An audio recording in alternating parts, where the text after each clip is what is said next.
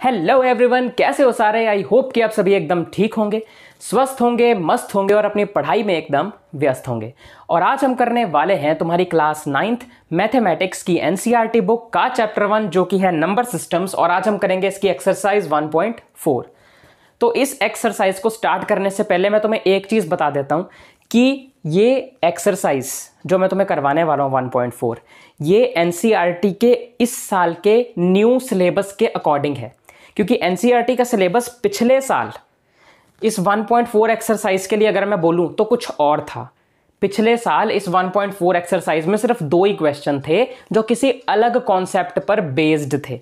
पर इस बार 1.4 में जितने भी क्वेश्चंस हैं वो 2 नहीं है, ज़्यादा हैं और वो किसी अलग कॉन्सेप्ट पे बेस्ड हैं। ठीक है, और वो कंसेप्ट्स जितने भी हैं इस साल वाले क्वेश्चंस के, वो मैं तुम्हें इसी चैप्टर के लेक्चर नंबर 4 में करवा चुका हूं जो इसी चैनल पर अपलोडेड है। इसी चैनल पर इस नंबर सिस्टम्स वाले चैप्टर के लेक्चर्स अलग आ रहे हैं, एक्सरसाइजेस की वीडियो अलग आ रही है। ठीक है, तो लेक्चर नंबर 4 में इसके सारे कॉन्सेप्ट्स डिस्कस कर दिए गए हैं 1.4 के क्वेश्चंस को सॉल्व करने के लिए। ठीक है, तो बस इतनी चीजें बतानी थी। अब हम सीधा क्वेश्चंस के साथ शुरू करते हैं। ठीक है, क्योंकि ये मैंने इसलिए बता दी ताकि तुम ये ना कहो कि सर क्वेश्चन तो आप गलत करवा रहे हो, इस एक्सरसाइज में तो सिर्फ 2 ही क्वेश्चन है। भाई तेरे पास बुक पिछले साल की है, नई बुक खरीद ले, पेपर में फेल हो जाएगा। एनसीईआरटी की बुक में काफ़ी चीज़ें चेंज हो चुकी हैं अब, तो इसीलिए नई बुक खरीद ले, सेकेंड हैंड लेनी बंद कर। हाँ, शुरू करते हैं पहले क्वेश्चन के साथ। पहला क्वेश्चन है classify the following numbers as rational और इरैशनल। यानी हमें ये कुछ नंबर्स दिए गए हैं, हमें इन नंबर्स में से बताना है कि कौन से नंबर रैशनल है और कौन से इररैशनल है। ठीक है, बता देंगे, आसान है सर। तो अभी हम करने वाले हैं क्वेश्चन नंबर 1 का सॉल्यूशन, यानी कि सॉल्यूशन नंबर 1। ठीक है, तो मैंने तुम्हें पिछले लेक्चर में एक रूल बताया था मैथमेटिक्स का, इस चीज में दोबारा बता देता हूं। अगर हमारे पास कोई भी एक रैशनल नंबर और एक इररैशनल नंबर हो, और अगर हम एक रैशनल और एक इररैशनल नंबर को ऐड या सब्ट्रैक्ट करते हैं, प्लस या माइनस करते हैं, तो हमारा जो आंसर आता है वो एक इररैशनल नंबर निकल के आता है। ये मैंने पिछले लेक्चर में बताया था। तो यहां पे जो पहला पार्ट है जो कि है 2 माइनस स्क्वायर रूट 5, इसमें ये जो 2 है ये एक रैशनल नंबर है, और इसमें ये जो स्क्वायर रूट 5 है ये एक इररैशनल नंबर है। तो हमने एक रैशनल नंबर को एक इररैशनल नंबर के साथ में माइनस किया है, इसका मतलब ये है कि इसका जो आंसर आएगा वो एक इररैशनल नंबर होगा। तो पहला पार्ट हो गया। हमें इसमें सिर्फ इतना बताना है कि इनमें से कौन सा नंबर इररैशनल है, कौन सा रैशनल है, बस सॉल्व नहीं करके दिखाना। और ये हमें उसकी प्रॉपर्टी के जरिए बताना है। सीधा इसको लिखकर अगर तुम ये प्रॉपर्टी मेंशन कर दोगे ना नीचे लिख के, ऐसे कि we know that according to the rule of mathematics that rational and irrational numbers, if we add और subtract a rational and an irrational number then the answer will be irrational. सीधी सी बात है, इतना लिख दो और इररैशनल नंबर आंसर लिख दो, अपना काम हो गया। अगले क्वेश्चन की तरफ बढ़ते हैं, सेकंड पार्ट की तरफ। नोट करना है कर लो। हो गया, चलो आगे बढ़ते हैं।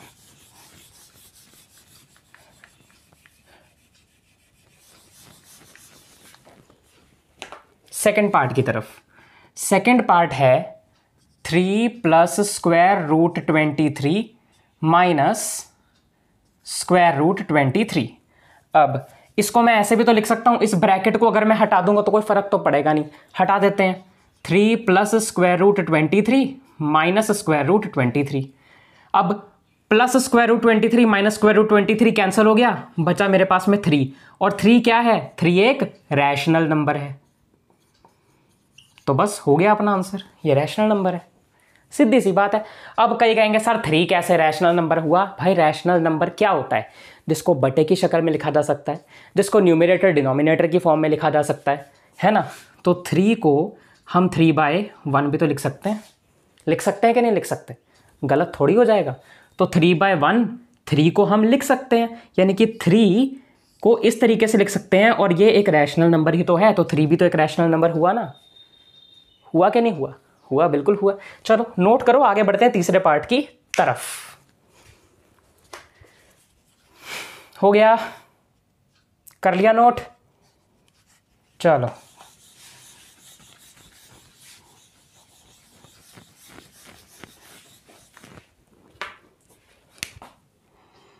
थर्ड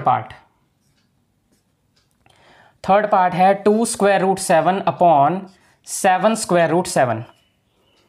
इसमें सीधी सी बात है, ऊपर स्क्वायर रूट 7 कट जाएगा, सेम है।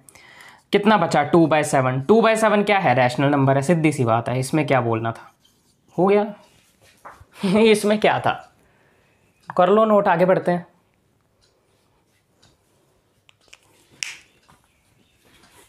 कर लिया, चलो फोर्थ पार्ट है 1 अपॉन स्क्वायर रूट 2। अब मैथमेटिक्स का एक और रूल है कि अगर हम किसी भी रैशनल और किसी भी इररैशनल नंबर को डिवाइड करते हैं, बट्टे की शक्ल में लिखते हैं, p/q की फॉर्म में लिखते हैं, तो इसका जो आंसर आता है वो भी इररैशनल होता है। ये भी प्रॉपर्टी है, रूल है, लिख देना, हो जाएगा। तुम्हें तो इसमें सिर्फ इतना लिख देना कि we know that if we divide an irrational number with a rational number then the answer comes out to be irrational। सीधी सी बात है, हो गया आंसर। कर लो नोट, आगे बढ़ते हैं। इसमें क्या ही नोट करना, बस रैशनल को इररेशनल के साथ डिवाइड किया, इररेशनल आएगा, बात सीधी सी बात है। आगे बढ़ते हैं। लास्ट पार्ट,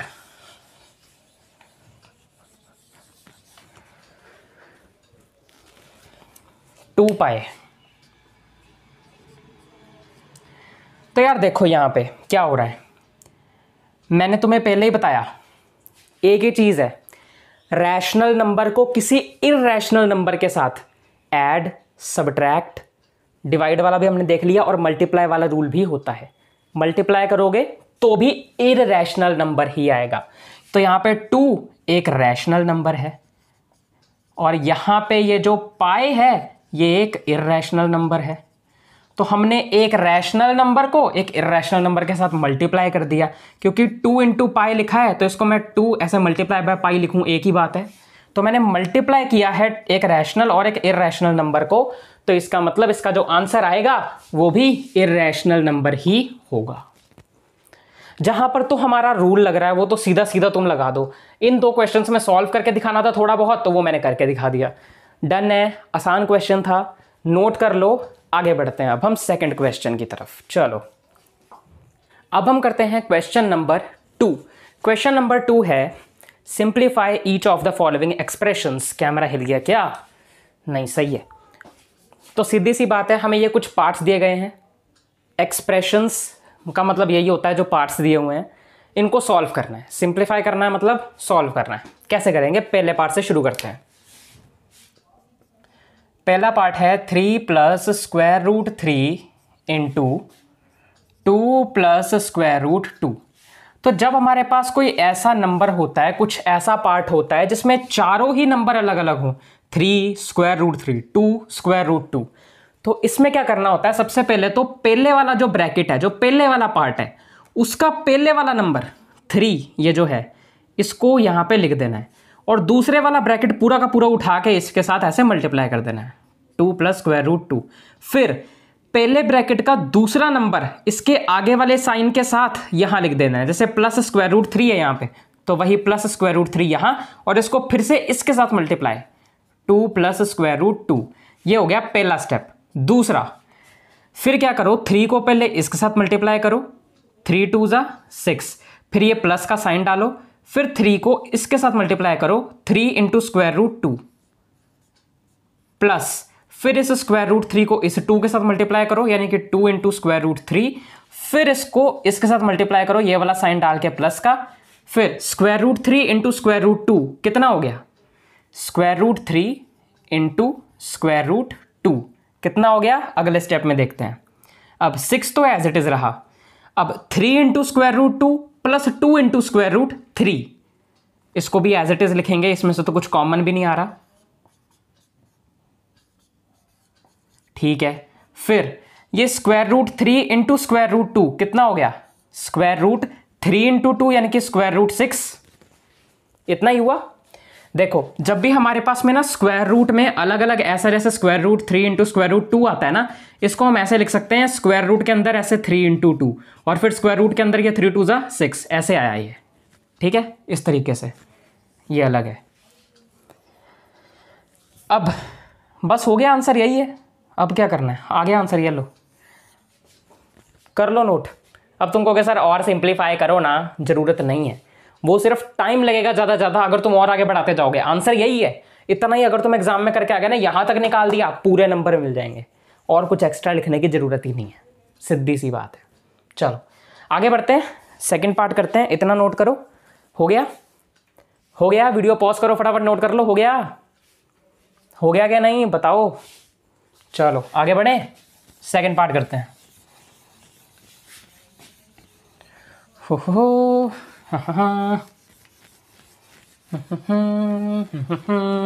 चलो सेकंड पार्ट करते हैं। 3 plus square root 3 into 3 minus square root 3। अब तुम्हें एक फॉर्मूला पता होगा a plus b into a minus B का, पता है कि नहीं पता है? पता है कि नहीं पता है? नहीं पता? अरे यार भाई साहब, तेरे को ये फॉर्मूला नहीं पता? जिनको पता है वेरी गुड, शाबाशी है मेरी तुम्हारे लिए, आउटस्टैंडिंग, सुपर, फैंटेबुलस, फैबुलस, जो कहना है कह लो, तुम बहुत अच्छे हो। जिसको आता है, जिसको नहीं आता भाई देख ले यहाँ पे, a plus b into a minus B का फॉर्मूला होता है एक, जिसका आंसर होता है ए स्क्वायर माइनस बी स्क्वायर। ठीक है, फॉर्मूला है ये एक। अब सर इस फॉर्मूले से इसका क्या लेना देना? अरे फॉर्मूले की तरह देखो ना इसको, फॉर्मूले में ए और बी की जगह पे नंबर्स को रखो। यहां पे जो ए का काम है वो 3 कर रहा है, बी का काम स्क्वायर रूट 3 कर रहा है, इसमें फिर ए का काम 3 कर रहा है, बी का काम स्क्वायर रूट 3 कर रहा है। सर आपने ये चीज पहले क्वेश्चन में क्यों नहीं लगाई? अरे भाई क्योंकि उसमें ब्रैकेट अलग अलग थे, इसमें 3 प्लस स्क्वायर रूट 3 था और इसमें 2 प्लस स्क्वायर रूट 2 था, तो अलग हो गया ना, इधर 3 उधर 2। वैसे यहाँ पे 3 स्क्वायर रूट 3, 3 स्क्वायर रूट 3, ये नंबर्स सेम होने चाहिए थे और साइन अलग अलग होने चाहिए, इसमें साइन भी सेम थे, दोनों प्लस के थे। अब आया समझ? ठीक है सर, समझ गए। चलो अब इसको ए की तरह मानो तो इसका क्या होगा? ए स्क्वायर माइनस बी स्क्वायर। ये ए plus b into a minus B की तरह लिखा हुआ है, तो ये होगा ए स्क्वायर माइनस बी स्क्वायर। ए है हमारे पास में 3, तो यानी कि 3 का स्क्वायर माइनस बी का स्क्वायर, बी है स्क्वायर रूट 3, तो स्क्वायर रूट 3 का स्क्वायर। 3 का स्क्वायर कितना होगा? 9। किसी भी नंबर का स्क्वायर होने का मतलब होता है उस नंबर को 2 बार मल्टीप्लाई कर देना। जैसे 3 का स्क्वायर यानी कि 3 इंटू 3, और 3 इंटू 3 कितना होता है? 9 होता है। माइनस, अब ये स्क्वायर से रूट कैंसिल हो जाएगा, कल्ला 3 बचेगा, 9 में से 3 गए तो 6, और ये रहा हमारा आंसर। चलो नोट करो, आगे बढ़ते हैं। फटाफट नोट करो, करो करो करो करो, नोट करो, नोट करो, पॉज करो वीडियो को। हो गया? चलो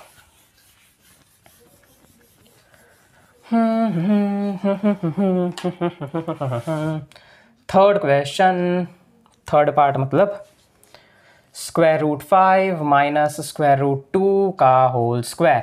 अब इसको तुम a माइनस बी के होल स्क्वायर के फॉर्मूले की तरह देखो। a माइनस बी का होल स्क्वायर क्या होता है? ए square minus 2ab plus B square, A square minus 2ab plus B square. इसमें a क्या है? स्क्वायर रूट 5, तो यानी कि स्क्वायर रूट 5 का स्क्वायर, फिर माइनस 2 इंटू ए क्या है? स्क्वायर रूट 5, b क्या है? Square root 2, A square minus 2ab plus B square, B क्या है? स्क्वायर रूट 2, इसका square, A square minus 2ab plus B square, फिर इससे रूट कैंसिल, 5 बच गया, माइनस 2 इंटू स्क्वायर रूट। मैंने अभी पहले बताया था ना, जब ऐसे 2 अलग अलग स्क्वायर रूट वाले नंबर आपस में मल्टीप्लाई हो रहे हों तो वो एक ही स्क्वायर रूट के अंदर जाके मल्टीप्लाई हो जाते हैं। 5 2 होता है 10, तो रूट के अंदर यहाँ पे आ जाएगा 10, प्लस इस स्क्वायर से रूट कैंसिल हो गया, 2 बच गया।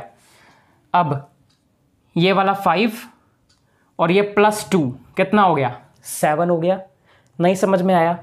इस प्लस 2 को इसी के साइन के साथ 5 के साथ में ले आ, 5 प्लस 2, और ये माइनस वाला उसके बाद ले जा, माइनस 2 स्क्वायर रूट 10, 5 और 2 कितना हो गया? 7, माइनस 2 इंटू स्क्वायर रूट 10, आ गया आंसर।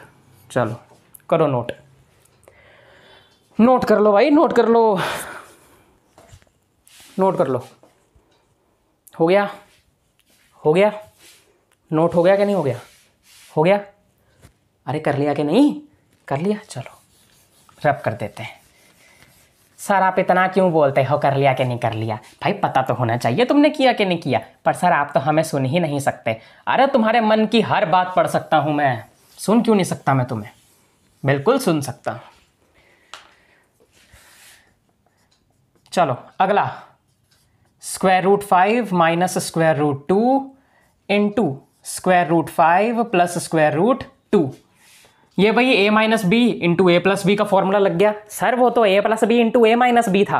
अरे सेम ही चीज होती है, चाहे a plus b into a minus b हो, चाहे a minus b into a plus b हो, सेम बात होती है। a square minus b square लगा दो। a इसमें है √5 यानी कि √5 का स्क्वायर, माइनस b है इसमें √2 यानी √2 का स्क्वायर। स्क्वायर से रूट कैंसिल, स्क्वायर से रूट कैंसिल।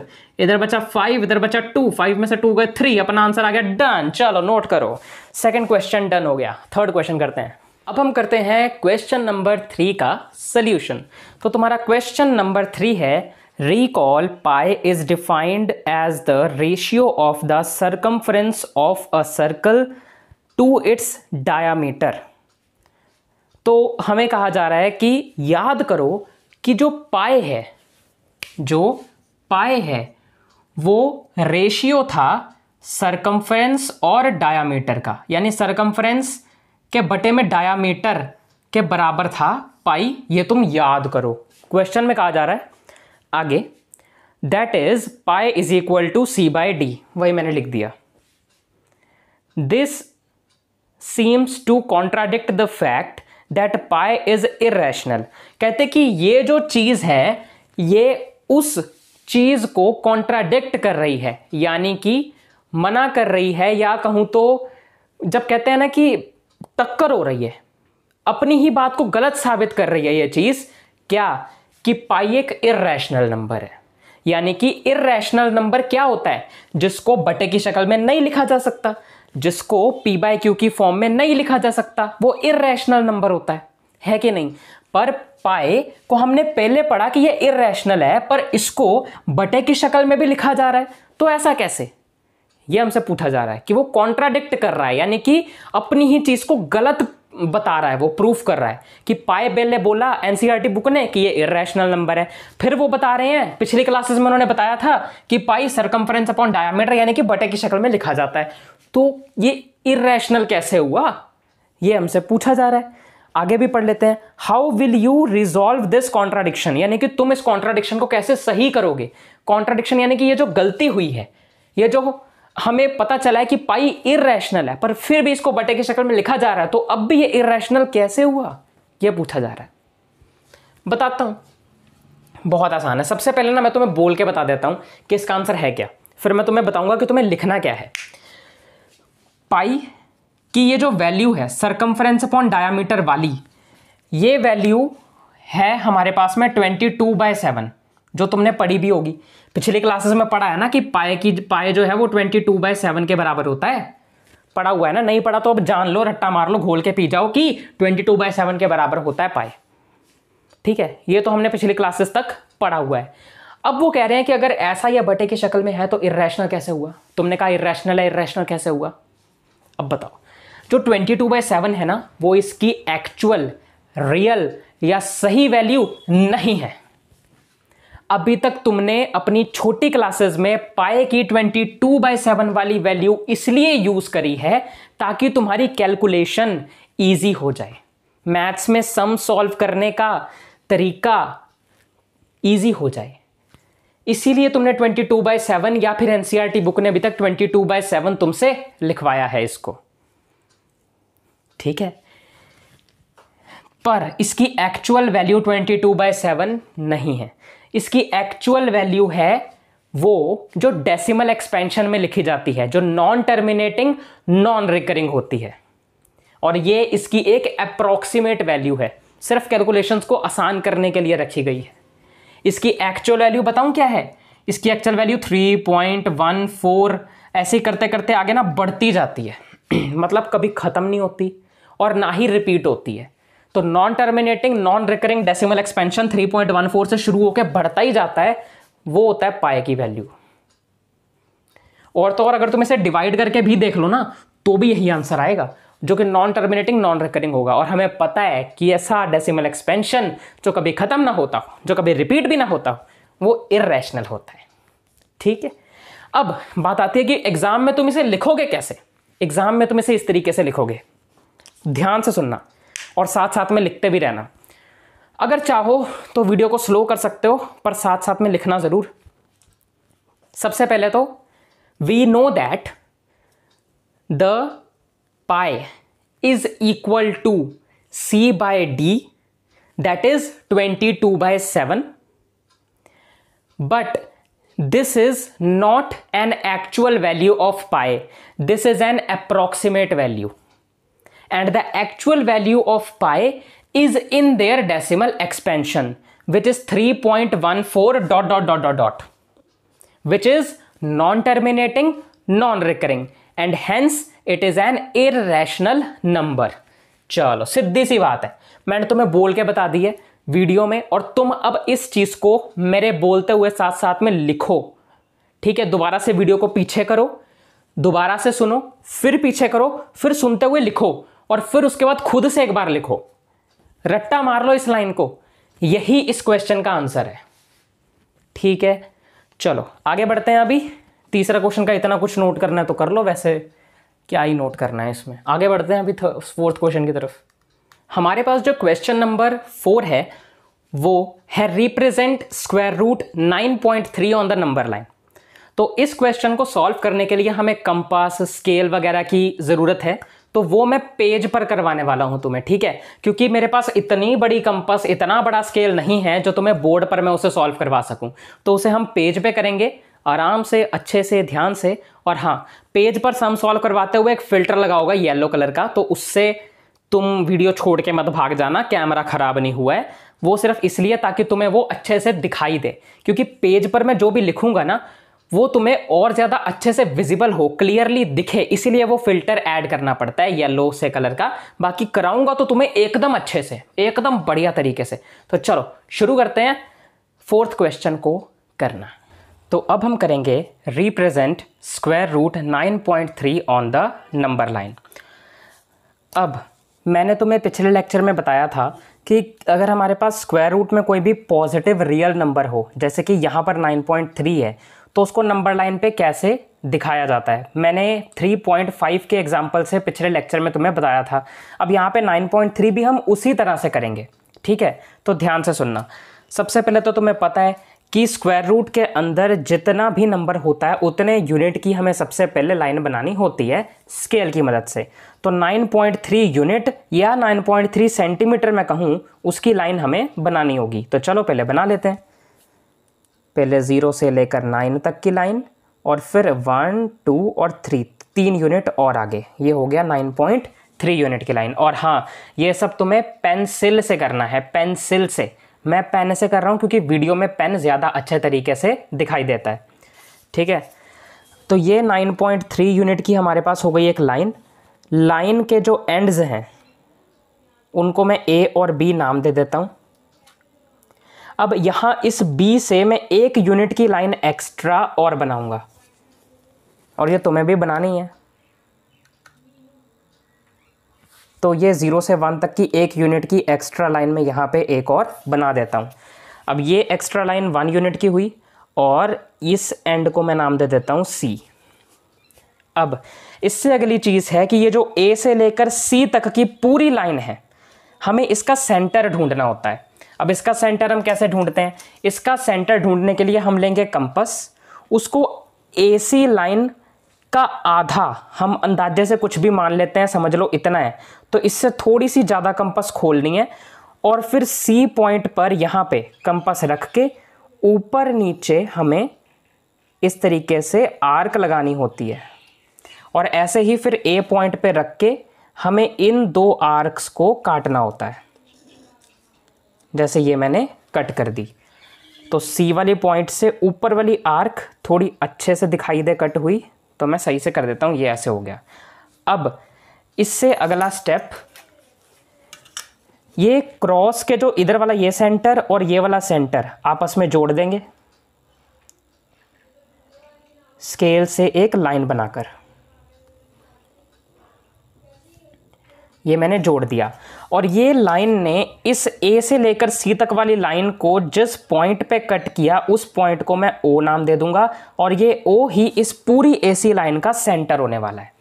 इससे अगले स्टेप में हम करते हैं कि ओ पर कंपास रखी, उसको ए तक खोलना है, ओ पे कंपास रख के उसको ए तक खोलना है, और फिर यहाँ से हमें आधा सर्कल या जिसे सेमी सर्कल भी कहते हैं वो कुछ इस तरीके से ड्रॉ करना है, जैसे अभी मैं कर रहा हूँ ऐसे। ठीक है, इतना ड्रॉ करने के बाद हमें बी से एक परपेंडिकुलर लाइन ड्रॉ करनी होती है। अब तुम कहोगे सर परपेंडिकुलर लाइन कैसे ड्रॉ करते हैं? परपेंडिकुलर लाइन ड्रॉ करने के दो तरीके हैं, या तो तुम डी से ड्रॉ कर लो, यानी कि जिस पॉइंट से परपेंडिकुलर लाइन ड्रॉ करनी है उस पॉइंट के सेंटर पे इस डी का सेंटर रख दो, कुछ इस तरह से, इस तरह से डी का सेंटर रख दिया ये वाला, और फिर ये जो सीधी लाइन जा रही है 90 वाली, उस लाइन के एंड पर यहां पर लगा दो एक पॉइंट, ये मैंने लगा दिया एक पॉइंट, और फिर बी पॉइंट से लेकर इस पॉइंट की डायरेक्शन में हमें एक लाइन बनानी होती है सर्कल के एंड तक, ऐसे, या तो तुम ऐसे बना लो। और इसका एक और दूसरा मेथड भी है परपेंडिकुलर बनाने का, जो मैंने तुम्हें पिछले लेक्चर में नहीं बताया था। पिछले लेक्चर में मैंने तुम्हें यही मेथड बताया था, पर एक और मेथड भी है। वो मेथड क्या है? वो मेथड ये है कि हम बी पे ऐसे कंपास रखेंगे और फिर इसके आसपास में ऐसा एक सर्कल बना देंगे, सेमी सर्कल छोटा सा। ठीक है, ऐसा सर्कल बनाने के बाद इस सर्कल के इस एंड पे कंपास रखेंगे और फिर यहां से इस सर्कल के ऊपर एक आर्क मार देंगे। फिर जहां आर्क मारी उसके ऊपर फिर से कंपास रखेंगे और इस सर्कल के एक दूसरे एंड पे आर्क मार देंगे और एक ऊपर आर्क मार देंगे, और फिर यहां पे कंपास रख के दोबारा से इसको क्रॉस कर देंगे। और इसने जहां पर क्रॉस किया उस क्रॉस को एक पॉइंट मान के उसकी सीध में एक लाइन बना देंगे, और यही लाइन मैंने डी के जरिए भी बनाई। तो लाइन तो वो सेम ही बनेगी और उसी डायरेक्शन में बनेगी, बस बनाने के तरीके दो हैं, तो तुम जैसे चाहो बना सकते हो। और ये लाइन जो है इस सर्कल के एंड तक होनी चाहिए बस। ये जो हमने मेथड किए पहले कंपास के साथ फिर डी के साथ, वो सिर्फ ये देखने के लिए किया कि हमें लाइन किस डायरेक्शन में बनानी है बी से जाते हुए, क्योंकि अगर हम ये पॉइंट नहीं लगाते तो हम तो लाइन ऐसे भी बना सकते थे, ऐसे भी बना सकते थे, पर ऐसे ही बनानी है ये देखने के लिए हमने ये परपेंडिकुलर लाइन बनाने के लिए हमने ये डॉट बनाया। ये जो लाइन बनती है ना, इसको परपेंडिकुलर लाइन कहते हैं, यानी एक ऐसी लाइन जो इस एसी वाली लाइन के साथ में 90 डिग्री का एंगल बना रही हो। ठीक है, अब सर इतना होने के बाद हम क्या करें? ये जो लाइन का एंड है ये वाला, इसको मैं डी नाम दे दूंगा, और ये बी से डी तक वाली जो लाइन है ना, वही स्क्वायर रूट 9.3 को रिप्रेजेंट कर रही है। और अब इसको नंबर लाइन पे रिप्रेजेंट करने के लिए पहले मैं नंबर लाइन बनाने वाला हूं। नंबर लाइन कैसे बनाएंगे वो देखो। अब नंबर लाइन ना यहीं पर ही बनेगी। यहां हम नंबर लाइन का नेगेटिव वाला पार्ट नहीं बनाते हैं, क्योंकि वो कहा ही नहीं है और ना ही उसकी ज़रूरत है। हम यहाँ से नंबर लाइन बी से बनाना शुरू करते हैं। बी को 0 मान लेंगे और उसके आगे नंबर लाइन बनाते जाएंगे। मैं 6 यूनिट तक बना लेता हूँ। तो ये था 0 वाला पॉइंट, ये 1 वाला, ये 2 वाला, ये 3 वाला, ये वाला 3 वाला, ये 4 वाला, ये 5 वाला और ये 6 वाला पॉइंट। अब इसको हम कर देंगे ज्वाइन, और हमने जहाँ जहाँ डॉट डाले थे वहाँ वहाँ उसके नंबर्स को लिख देते हैं। ठीक है, क्लियरली विजिबल कर देते हैं। 2, 3, 4, 5 और 6 वाला। बी की जगह पे नंबर लाइन का 0, सी की जगह पे नंबर लाइन का 1, ये 2, ये 3, ये 4, ये 5, ये 6। अब इसका फाइनल स्टेप नंबर लाइन पर इसको रिप्रेजेंट करना। बी से डी तक कंपास खोल लो, फिर इस डी पॉइंट से एक लाइन ड्रॉ कर लो, और ये यानी कहने का मतलब ये है कि ये जो हमने आर्क बनाई है नंबर लाइन को जिस पॉइंट पे कट करती है ना, वो पॉइंट हमारे पास में हो जाता है स्क्वायर रूट 9.3 वाला नंबर लाइन के ऊपर। ठीक है, चलो अब बढ़ते हैं आगे। चलो अब हम करते हैं क्वेश्चन नंबर 5 का सॉल्यूशन, और क्वेश्चन नंबर 5 है rationalise the denominators of the following. इन सभी पार्ट्स के डिनोमिनेटर को रैशनलाइज करना है। डिनोमिनेटर्स को रैशनलाइज करने का मतलब क्या होता है कि डिनोमिनेटर में जो स्क्वायर रूट है उन्हें हटाकर कोई ना कोई एक पूरा नंबर लेके आना है, यानी स्क्वायर रूट हटाना है, सीधी सी बात है।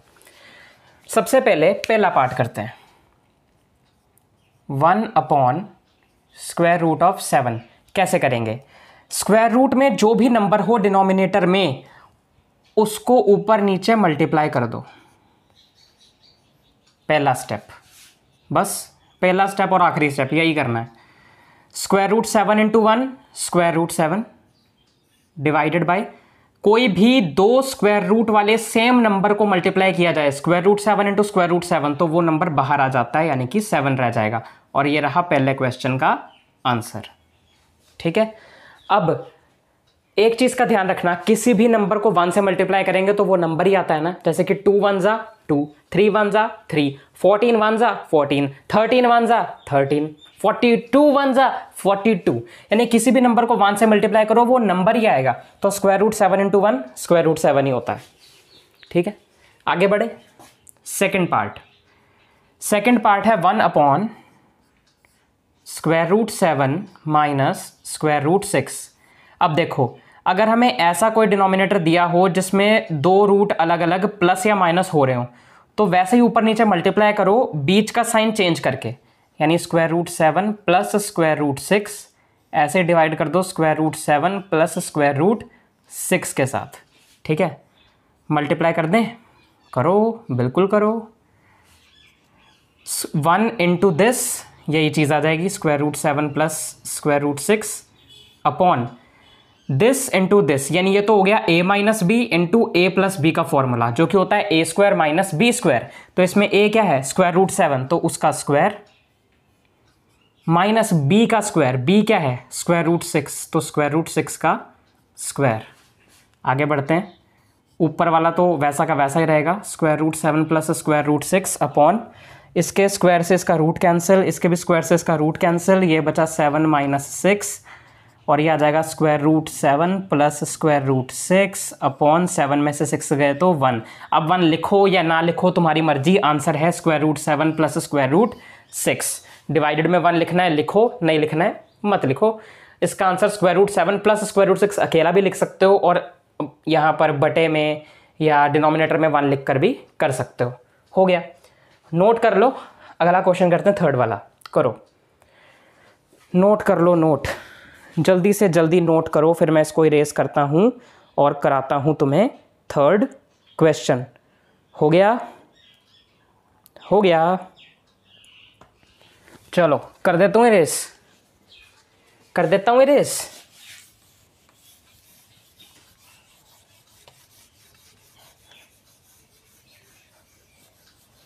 चलो हो गया, आगे बढ़े। थर्ड क्वेश्चन करते हैं अभी, मतलब इसी क्वेश्चन का थर्ड पार्ट करते हैं अभी। मैं एक बार कैमरा देख लूँ, रिकॉर्डिंग हो रही है, सब सही चल रहा है, बिल्कुल ठीक। एक्चुअली कोई कैमरा मैन तो है नहीं, तो खुद ही देखना पड़ता है। कभी कभार ना, एक बार ऐसा हुआ था, वीडियो बनते बनते बीच में बंद होगी क्योंकि स्टोरेज फुल होगी। मैं बोल ही जा रहा हूँ, यहाँ पे बताई जा रहा हूँ, पढ़ाई जा रहा हूँ, और वीडियो बंद हुई पड़ी है। सोचो मेरी क्या हालत हो गई होगी, गले की तो हालत ख़राब हो ही गई, 2 बार रिकॉर्ड करना पड़ा उस दिन मुझे। चलो, 1/√5 + √2, ऊपर नीचे मल्टीप्लाई, साइन चेंज करके, √5 - √2 अपॉन √5 - √2, मल्टीप्लाई कर दो ऊपर। 1 × समथिंग विल बी समथिंग, यानी कि 1 × दिस विल बी दिस, यानी कि √5 - √2, ऐसा का ऐसा। नीचे a + b into a - b का फॉर्मूला, a² - b², तो इसमें a है √5, तो उसका स्क्वायर, माइनस b का स्क्वायर, b है √2, तो उसका स्क्वायर, तो ये आ जाएगा √5 - √2 डिवाइडेड बाय, स्क्वायर से रूट कैंसिल, स्क्वायर से रूट कैंसिल, ये बच गया 5 - 2, नीचे कितना आ गया? √5 - √2 डिवाइडेड बाय 5 में से 2 गए 3, ये रहा आंसर। चलो नोट कर लो, मैं साइड हो जाता हूँ, फटाफट से नोट करो, फिर अगला पार्ट करवाता हूँ। चलो फटाफट नोट करो, √5 - √2 डिवाइडेड बाय 3 इसका आंसर है। आगे बढ़ते हैं, चलो कर लिया होगा नोट, वीडियो पॉज करके नोट कर लिया करो।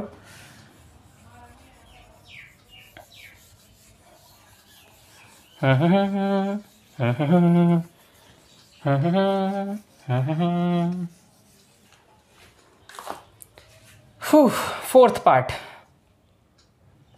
1/√7 - 2। तो ये 1/√7 - 2 लिखा, ऊपर नीचे मल्टीप्लाई कर दिया साइन को चेंज करके, √7 + 2 √7 + 2, ये मैंने डाल दिए ब्रैकेट। आगे बढ़े, 1 × something will be something, 1 × this will be this, √7 + 2 ऐसा का ऐसा। डिवाइड में a - b × a + b का whole square, sorry a - b × a + b ये बना है, तो इसका आंसर होगा a² - b²। a है √7 तो √7 का स्क्वायर, माइनस b का स्क्वायर, b है इसमें 2 तो 2 का square, is equal to √7 + 2 as it is, यानी कि ऐसा का ऐसा ही रहेगा।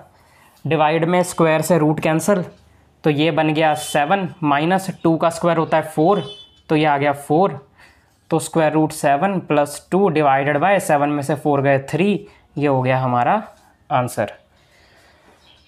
ठीक है, नोट कर लो, आगे बढ़ते हैं। नोट करो यार, नोट करो फटाफट, नोट करो, नोट कर लो फटाफट से। √7 + 2 डिवाइडेड बाय 3।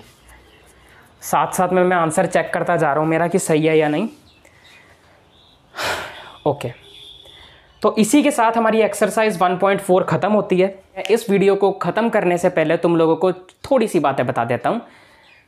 अगर तुम्हें अपनी क्लास 9th साइंस की एनसीईआरटी बुक का chapter 1 matter in our surrounding से डिटेल में समझना है, तो इसी चैनल पर उसके 4 डिटेल्ड लेक्चर्स अपलोडेड हैं, जिसमें उस चैप्टर को बहुत ही आराम से, बहुत ही आसानी से, बहुत ही तसल्ली से ख़त्म करा रखा है। अगर तुम्हें उस चैप्टर को 1 शॉट में 1 घंटे से भी कम के अंदर रिवाइज करना है, तो उसके लिए भी इस चैनल पर उस चैप्टर की 1 शॉट वीडियो है। अगर तुम्हें नंबर सिस्टम्स वाले इस चैप्टर में 1.4 एक्सरसाइज तक कोई भी डाउट है, किसी भी एक्सरसाइज में, किसी भी कॉन्सेप्ट में, तो उसके लिए इसी नंबर सिस्टम्स वाले चैप्टर के लेक्चर्स और एक्सरसाइजेस दोनों अपलोडेड हैं। यानी कि पहले 4 लेक्चर्स में पहले 4 एक्सरसाइजेस के यूज़ होने वाले सारे कॉन्सेप्ट को मैंने बहुत अच्छे से बता दिया है। लेक्चर्स अलग हैं, एक्सरसाइजेस अलग हैं। ठीक है, तो अभी तक मुझे तुम्हें यह बताना था जो इस चैनल पर हो चुका है। ठीक है, अगर ये वीडियो अच्छी लगी हो तो वीडियो को लाइक कर देना, अपने ज़्यादा से ज़्यादा फ्रेंड्स, ज़्यादा से ज़्यादा स्टूडेंट्स के साथ इसे शेयर कर देना, नीचे अच्छा सा कमेंट कर देना इस वीडियो में क्या अच्छा लगा, कोई फीडबैक हो मेरे लिए तो वो भी लिख सकते हो। सब्सक्राइब कर देना, नोटिफिकेशन बेल को ऑन कर देना। मिलता हूँ तुम लोगों से अगली वीडियो में, तब तक के लिए बाय बाय, पढ़ लो, अगले लेक्चर में मिलेंगे। Bye bye bye bye bye.